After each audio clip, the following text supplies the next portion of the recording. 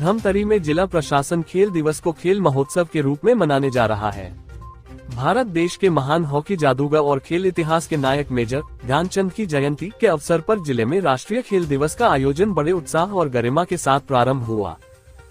दरअसल शहर के आमातालाब स्थित इंडोर स्टेडियम में 3 दिवसीय खेल महोत्सव का शुभारंभ हुआ, जिसमें आए खिलाड़ी, शिक्षकों एवं खेल संघ के अधिकारियों, खेल प्रेमी, जनप्रतिनिधि और नागरिक बड़ी संख्या में सम्मिलित हुए। पहले दिन विभिन्न रोचक प्रतियोगिताओं का आयोजन हुआ। प्रतियोगिताओं में जिले के विभिन्न विद्यालयों, महाविद्यालयों और खेल संघों से आए खिलाड़ियों ने भाग लिया। खिलाड़ियों के जोश और उत्साह ने पूरे माहौल को ऊर्जावान बना दिया। स्टेडियम में उपस्थित दर्शक भी खिलाड़ियों का मनोबल बढ़ाते हुए ताली बजाकर उनका हौसला अफजाई करते रहे।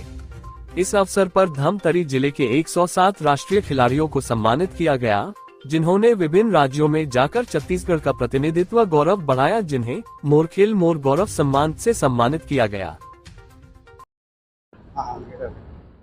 मेरा नाम तेजस्वनी देवांगन है। मैं बॉल बैडमिंटन की राष्ट्रीय खिलाड़ी हूँ, जिसमें मैं हरियाणा खेलने के लिए गई थी।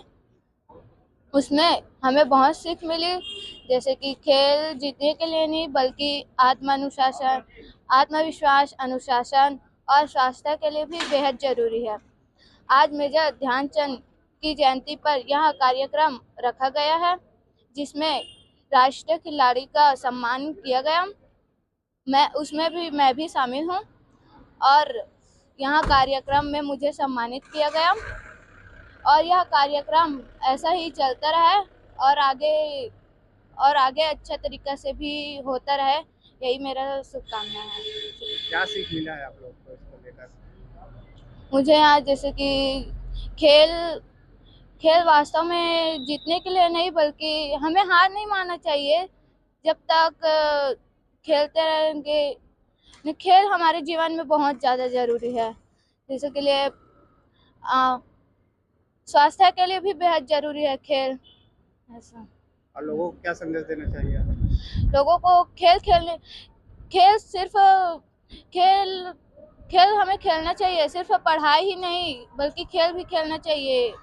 और शरीर को फिटनेस बनाने के लिए व्यायाम, योग करना चाहिए। नाम बताएंगे अपना? मेरा नाम कुष्मिता साहू है। मैं कराटे खेल से हूँ। आज हम लोगों ने राष्ट्रीय खेल दिवस के उपलक्ष्य पे मेजर ध्यानचंद जी को याद करते हुए यहाँ पे कुछ खेलों में भाग लिया था।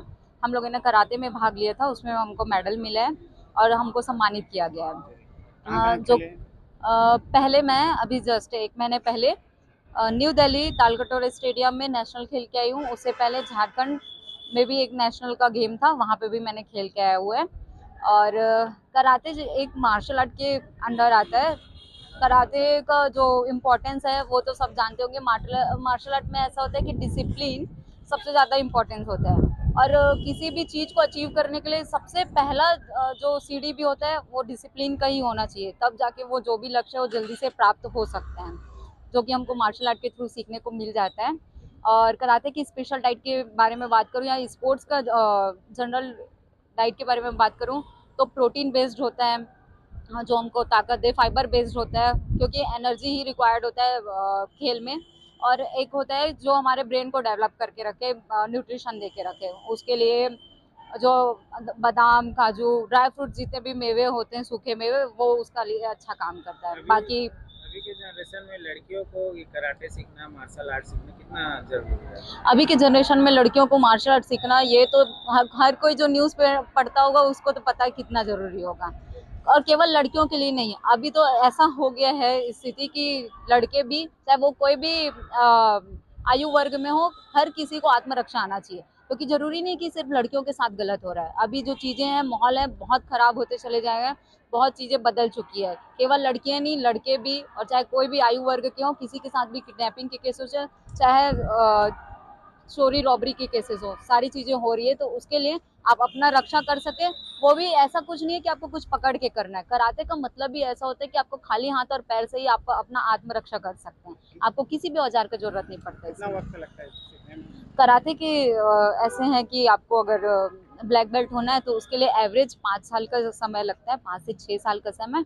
और बाकी अगर सेल्फ डिफेंस सीखना है तो हमारे माइंड के ऊपर डिपेंड करता है कि कितने जल्दी हम कैप्चर करते हैं उसको। सर परिचय देंगे अपना। मैं जेपी देव, एएसओ धमतरी।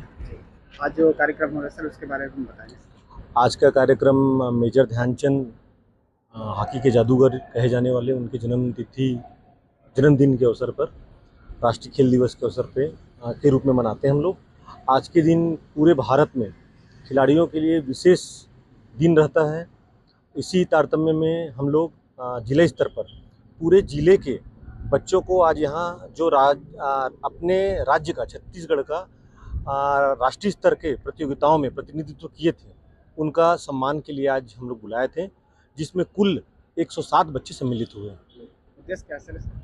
उद्देश्य है कि जो जैसे आज हमारे कार्यक्रम में दुगली से बच्चे आए थे, परखंदा से बच्चे आए थे, संबलपुर के बच्चे आए थे, बहुत सारे ग्रामीण बच्चे आए थे। शहर के बच्चों को अपेक्षाकृत ग्रामीण बच्चों को ज़्यादा अवसर मिलता है, मगर वो भी जाकर के अपने स्कूलों में बताएंगे कि हमको भी वहाँ राज्य स्तर पर, जिला स्तर पर सम्मानित किया गया।